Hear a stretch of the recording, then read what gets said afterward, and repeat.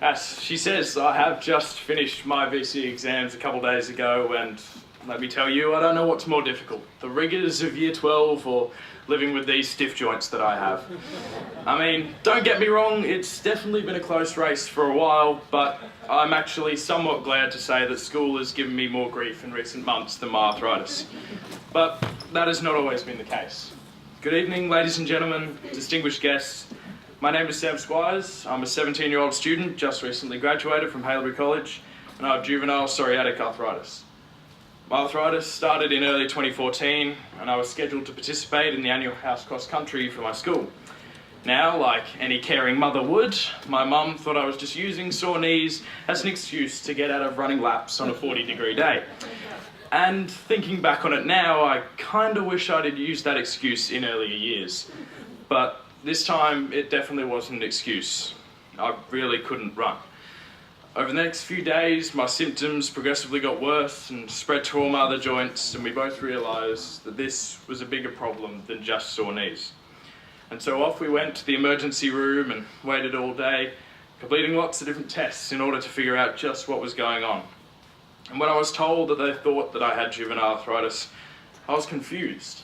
Arthritis? Yeah, my grandparents have arthritis and old sports players get arthritis, but kids? I was shocked. I had absolutely no idea that young people could develop arthritis. And that's where what is now Musculoskeletal Australia came in. Without the information provided through their websites and the nurses from the helpline, we wouldn't have known where to turn. My life totally turned upside down. I went from being a sporty, active kid to having my mum help me bathe and get dressed, and let me tell you, no one wants to have to deal with that again. My school had no idea about juvenile arthritis either, so trying to explain things to them when I really didn't even understand it myself was hard.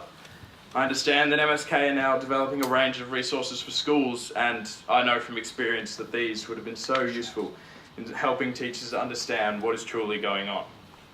But I also want to talk about how the experience of having arthritis extends to more than just the sometimes crippling pain.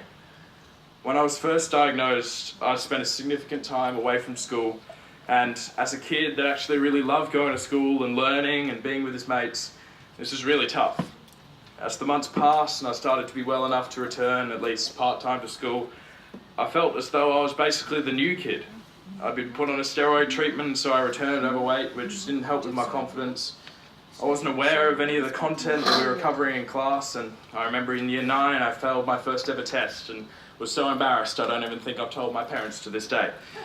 And now, to be fair, it is a bit rough asking a kid to sit a test 2 days after he was returned from weeks and weeks away from school, but that didn't stop me feeling as though I was an outcast, like I didn't know anything.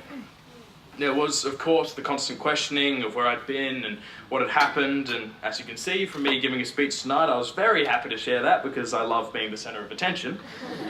But when people start questioning whether or not your experience is real, you just sort of end up wanting to tell them the amount of medication you're on, the injections you have to take every week, and seeing if they don't believe you then.